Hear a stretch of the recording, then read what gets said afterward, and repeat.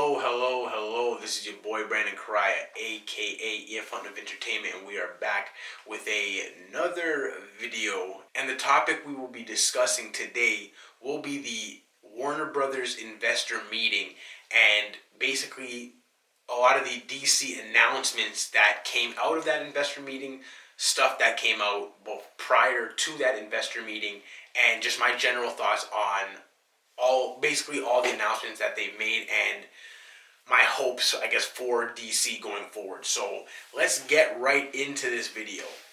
So my apologies, one, for being on my phone. Got my notes here. Got my notes. So I'm gonna start with, I guess, I'm gonna start with just some news not really fully connected to the investor information that came out and the general 10-year plan that they've come out for, that they're trying to come out for DC. So first bit of news is Joker 2 Folie à Deux with Joaquin Phoenix and Lady Gaga has an official release date, and the release date is October 4th, 2024. So a little bit over 2 years from now. And I know this movie was supposed to be a one-off. I really enjoyed Joker the first Joker. I thought it was an excellent movie. I really didn't think that a sequel was needed, but with the success of it, it's hard for studios and people to not go forward with things, especially when they see success in that area, right? The first Joker, Joaquin Phoenix won an award for Best Actor. The movie was nominated for Best Picture, and the movie made $1 billion. So it was just like check, right? So this movie was bound to happen, and now that it is in the works or has an official release date, we know for sure that this movie is real and it's happening. It's happening. So let me know in the comments if you're excited for Joker 2 Folie à Deux, or if you were like, honestly, you didn't really need this movie. Now, the second bit of news that I'm going to get into is potentially somewhat isolated, but will somewhat segue into the rest of the announcements that have come out. And this announcement wasn't out of the investor meeting. This was actually Jason Momoa posting on his social medias just that Ben Affleck is making his return to the DCEU as most likely Bruce Wayne in Aquaman 2. Like, Ben Affleck is in Aquaman 2. Jason Momoa and him took a picture together on set. It looked like Ben Affleck was in his Bruce Wayne suit, was looking nice, and crispy nice. So I feel like it was a Bruce Wayne suit. So that is very, very interesting that he is going to be in this movie. I know after Flash is supposed to be like his last appearance. So with what I'm going to get into, the news, a lot of people in this community and in the fandom have been talking about is Batgirl being canceled. So originally I thought maybe this Ben Affleck thing was a little bit more isolated, but the more that I thought about it and the more that I read into the whole Batgirl situation and what Disney and what Warner Brothers and DC is trying to do, I'm wondering, and this is just like a theory that I've kind of thought of, but I'm wondering if this Ben Affleck in Aquaman 2 is a little bit more than is being led on. So, and I'll get into that more when I get into that part of it. So that was just a little bit of kind of casting news that when I first heard it was isolated, because I did hear that news before the Batgirl cancellation. So I do somewhat consider it separate, but again, it could potentially segue into the other stuff. So the next bit of news that I want to get into before I get into the big investor, the Batgirl news and the investor meeting news is, and it's somewhat related, but somewhat not, because it was announced a little bit before the rainstorm of announcements and information that came out from Warner Brothers. So this is why I say like this stuff is somewhat isolated when I mention these things. So it has been announced that the Flash TV show will be canceled after season 9, and based on like the schedule from what I've seen, it's like the when it's coming out and when it's ending, like it's literally ending right before the Flash movie comes out, which is very interesting. It could be coincidence, it could be not. I just think it so happens to just line up like that, and that's how it just happens to be. I don't think there's anything bigger than it ending when it's ending. But what I want to get into is just it's a little bittersweet to see this show go.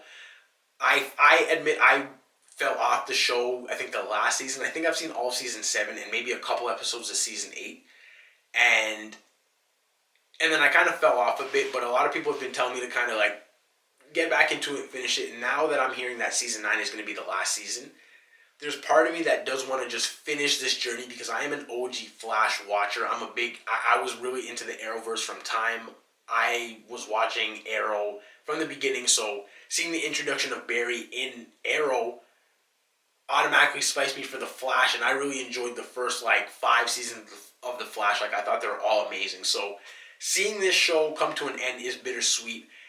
It's been a really, really big part of my fandom. Me doing this now, like I'm doing these reviews in my channel, and obviously you see my superhero pictures and stuff. Like I love this stuff.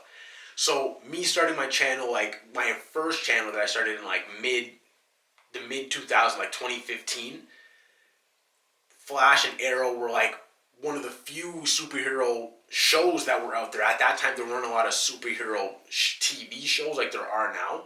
So Flash is just like a big, big staple in my fandom, especially in my older 20s to now that I'm 30, my 20 to 30, my TV watching years, Flash has been a really, really big staple. So it's bittersweet to see that this show is going. And again, me linking it to the bigger DC news, and they announced this before the rest of the stuff, but David Zaslav, the CEO of Discovery Warner's, since Discovery bought Warner's, he has been going around cutting a lot. And I think I mentioned in a previous video, he has been cutting a lot of TV shows and just departments, and which I'll get into in the HBO Max kind of Discovery Plus merger. And so he's been really just swift and trying to really just get to work on writing the Warner ship. And the Flash seems to be another one of those, I don't want to say casualties, but one of those decisions that the new owners at DC have decided to go with, to get rid of. And it seems like they're kind of canceling and stopping all of these CW DC shows, which have been around for a really, really long time. And to me, like, I do admit that it's kind of lost a little bit of the wind in its sails, especially since Arrow kind of ended and it lost Oliver and that little bit of that dynamic. The entire Arrowverse, again, like we call it the Arrowverse, to me lost a little bit of wind in its sails. So I feel like they're stopping a lot of that stuff.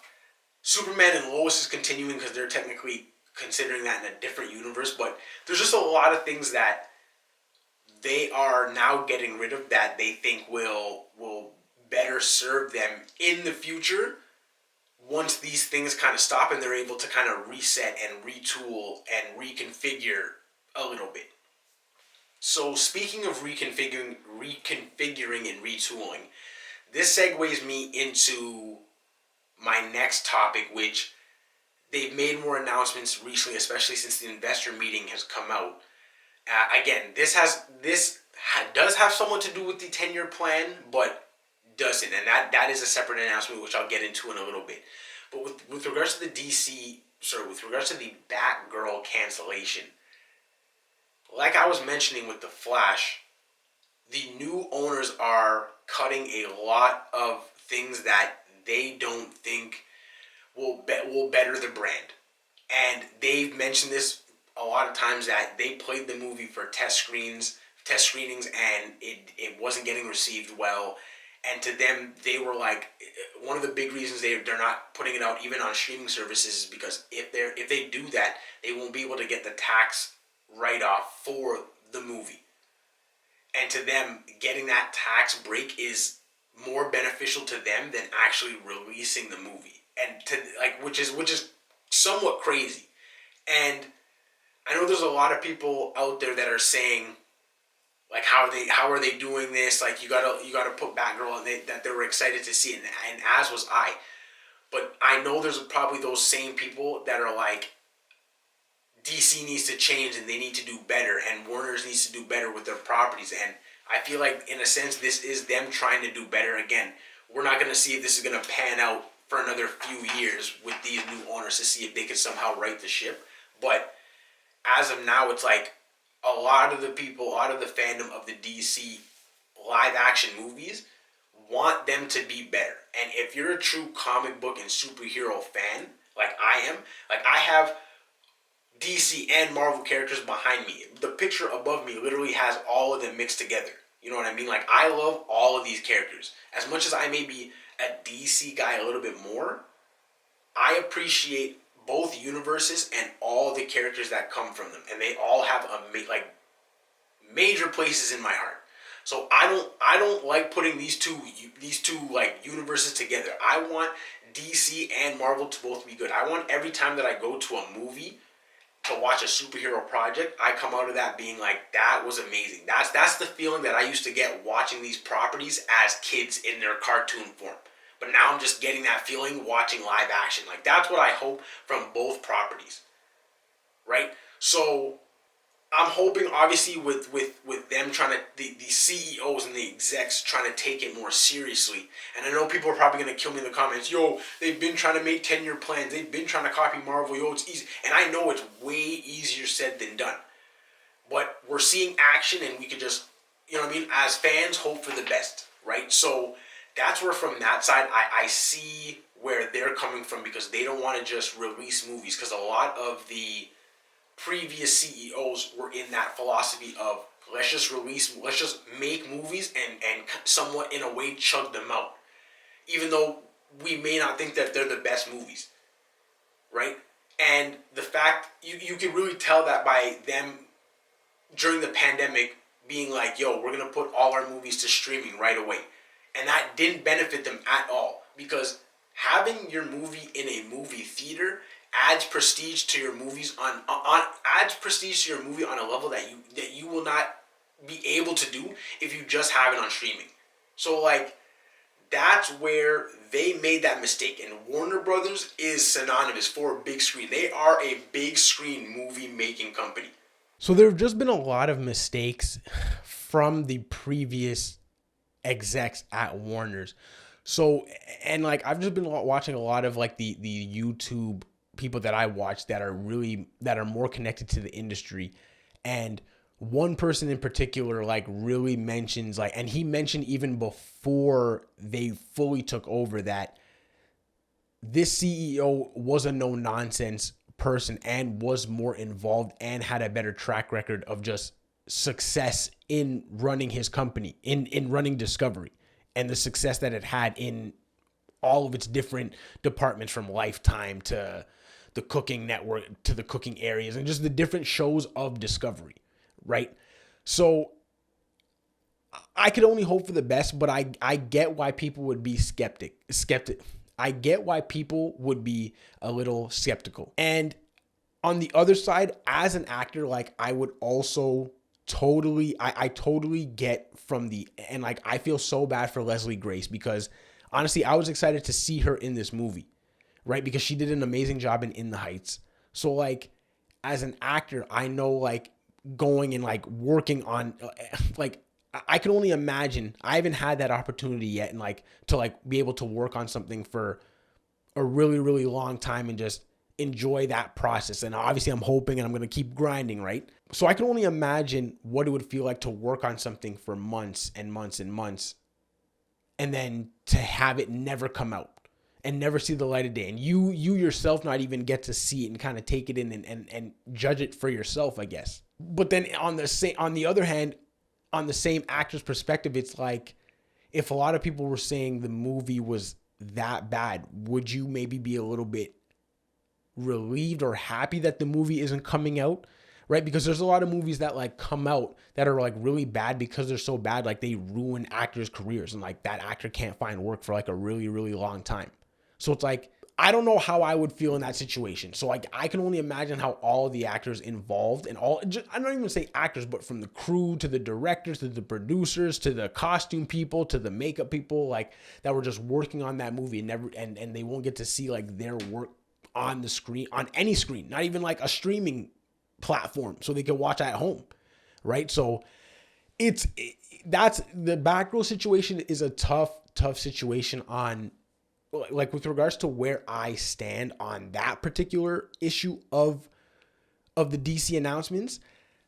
I don't know. It's just, there's a lot of variables that go into it. So I don't know, but they've made their decision, and the movie won't be coming out anymore. So again, we're going to have to see where they choose to go with the rest of this universe. Right. So that segues me now into the 10-year DC plan that Warner Brothers announced at the investor meeting. So at the investor meeting, there was a strong emphasis on quality of movies and them not releasing movies that they think will ruin the brand just because it's a superhero property and they think they can make some money off of it. And they need them. And they mentioned that they're not going to just release a movie because they need a movie for the end of the quarter. Right? So they're going to be more vigilant just in that entire area of the movie making process and releasing movies. So this led them to watch Batgirl, and they didn't feel like releasing Batgirl would make audiences be like, you know what, we trust DC. They're heading in a great direction, right? It's been reported that they have seen Shazam 2 and Black Adam, and they like what they have seen so far. They think that there can be always room for improvement, so they have made time for like reshoots and invested money into reshoots, but they do like the look of those movies so far. And with regards to more dealing with the 10-year plan, right now, Warner's or DC doesn't have a specific studio dedicated just for their characters, right? Whereas at Disney, Marvel Studios is its own studio underneath the Disney umbrella. It's not like there's DC Studios under the Warner's umbrella. So what they've decided to do is they're going to make DC its own studio, which it should have been for a really, really long time, because the characters and the amount of properties that they could just make from that does warrant them to have their own studio. So that should have been a thing from time. So the fact that that's happening means that they're going to have a dedicated team just to DC Studios, which means that they're creating that dedicated team. So that's another good thing to hear. And even if you're not like, oh, who are you going to come up with to just be this team, at least hearing that the fact that DC is going to have its own studio is a great thing, is a great step forward. And I know a lot of people are going to be skeptical about the people that they bring in for this team, because they have brought in a lot of people over the years and they haven't really succeeded. One person, and I mentioned in one of the shorts that I actually dropped about this individual being hired at Warner Brothers, but recently they hired Alan Horn, which he originally worked at Warner Brothers during like the Dark Knight, Batman Begins era, and then he retired. Bob Iger, who was the head honcho at Disney of like everything, got Alan Horn out of retirement for him to shepherd the MCU. He was basically the overseer of all the movies at Disney. So that meant Marvel. So Kevin Feige basically worked under Alan Horn, and they were kind of like the shepherds. Like, obviously it was mainly Kevin Feige, but with Alan Horn overseeing him and putting him in these positions of power to make these decisions, right? So Alan Horn was there a lot during phase 1 and like phase 2-ish of MCU. So a lot of the strong building blocks of the MCU, Alan Horn was there in place. He went and he then retired again. Kevin Feige obviously got more decision-making power, and it was kind of his show from there on. And Alan Horn was obviously chilling on a beach. He has now come out of retirement again, and he is officially hired at Warner Brothers, right? So if there's any person out there that is able to find talent to be able to kind of shepherd the DC studios, it's Alan Horn. So that's another good move in itself, right? And even though you may not trust Warner Brothers, trust Alan Horn, because he, like, you guys, like, especially people are going to love the MCU and love what they've done.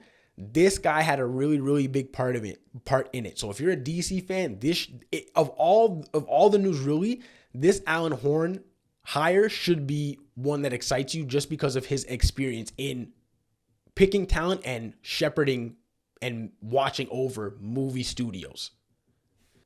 Now, another side of the 10-year plan that they mentioned was the importance of the legacy characters, especially the big three coming out of DC: Superman, Batman, Wonder Woman. And just their, not only their importance, but the power of those characters that they have to, like, influence people, and the love that people have for these characters, which led them to say that Superman, of this 10-year plan, Superman is going to be a central piece of this 10-year plan going forward. If that means with Henry Cavill or a new Superman, Ben Affleck, or a new Superman, like I mentioned. And this is what I was saying before about Ben Affleck being in Aquaman 2 and Batgirl being canceled, because Michael Keaton was supposed to be, the plan was Michael Keaton was going to be in Flash, and he was basically going to be the Batman of the DCEU going forward, right? So what my theory is I'm now interested to see, since they dropped that he's going to be in Aquaman 2, the Batgirl movie is being canceled. I'm interested to see if the reason why he's back in Aquaman 2 is that they're trying to slowly actually build Ben's Batman back up as the Batman of the DCU, and maybe they bring Henry Cavill back with Black Adam coming back, and The Rock bringing up Henry Cavill as Superman a lot. Maybe they're slowly going to introduce, and maybe I'm just hoping, because, like, I like those iterations of those characters. I don't mind them. So, like, I'm wondering if they're basically doing this kind of slow reverse build to kind of introduce these characters as the main characters, and then they'll kind of do like a soft reboot where they'll build off of the big main three that they've, Wonder Woman, like Gal Gadot's Wonder Woman, Henry Cavill's Superman, and Ben Affleck's Batman, and go forward with them. Or if they're just going to do maybe like maybe like Shazam and Black Adam, and maybe Jason Momoa's Aquaman, and maybe not, probably they're not going to bring forward like Ezra Miller's Flash, or probably not Cyborg, right?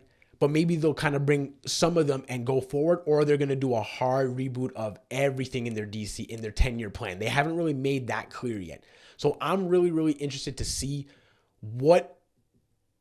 if they're going to go restore, or maybe even with Matt Reeves' Batman, if they're going to kind of take that and kind of go forward with that and build off of that into their 10-year plan and reintroduce a new Superman. It's really, really interesting stuff coming out of Warner Brothers and DC to see where they're going to be going. And again, like, I know I've been hopeful in the past, but I'm hoping again. I'm going to keep on hoping that they will find a way to get better so that we could have good Marvel movies and good DC movies. And if I were to have a preference of if I wanted them to fully just restart or continue, honestly, I don't even know at this point. Like, I'm hoping they're in those positions. They're making that money for a reason. So hopefully they know better than me. I don't know what would be better for us as fans and even what would be better as the filmmakers and the creators. Would it be better for them to kind of continue off this foundation, or to continue just from blank?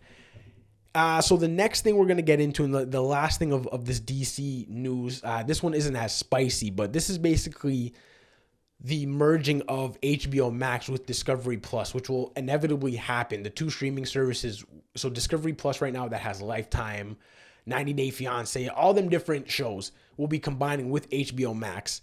And this somewhat needed to happen because they're under HBO. There's a lot of different streaming things: HBO Go, HBO Max, HBO. HBO is just like if you have a cable provider, right? HBO Max is a subscription that you could get if you don't have that cable provider. So there's just a lot of different umbrellas under the HBO label that have been getting a lot of consumers and customers confused. So what they've decided to do was get rid of HBO Max and just combine it with HBO, and then that's going to combine with Discovery Plus.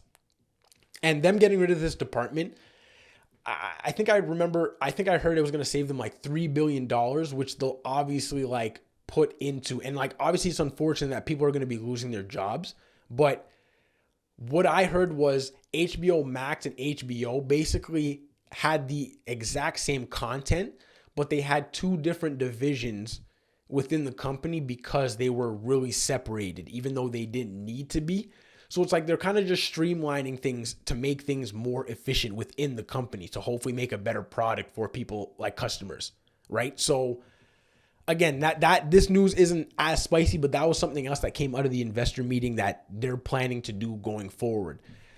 So I think that is it for the DC investor meeting and all the big announcements that they dropped that's kind of going to be relating to their future and how they're going to be moving going forward. So I know this video ran a little long, but a lot of important stuff that I needed to get through, and a lot of big announcements as DC fans and DC movie fans are going to have to kind of look out for and watch out for and kind of listen out for as these things unfold. And again, because the new CEOs are now making the moves, we're not going to see these hopefully positive changes like next year. Like this is going to be like a 2-3 year down the line that we finally start to see, okay, these changes that they were actually doing, we actually see a positive change. So hopefully, the fans and even myself can be patient a little bit as they try and figure this out and they try and right the ship a little bit. So it's going to be interesting to see how they get to that point or where they go from here. So that is it for this video. If you like this video, hit the like button. If you think you would like my content, subscribe to my channel. I'd really appreciate it. But the main thing I want from you guys is let me know in the comments what you guys thought about all the stuff that I broke down. If you've heard any of the announcements or any of the stuff from the investor meeting that really piqued your interest that you think will be vital to Warner's going forward, or you think that I missed, or any information that you think that I missed out on that you think will be vital for them and the future of that company going forward, let me know in the comments. I really want to hear it. That is it for this video. It's your boy Brandon Correia, EF Fun of Entertainment, and I appreciate you for watching.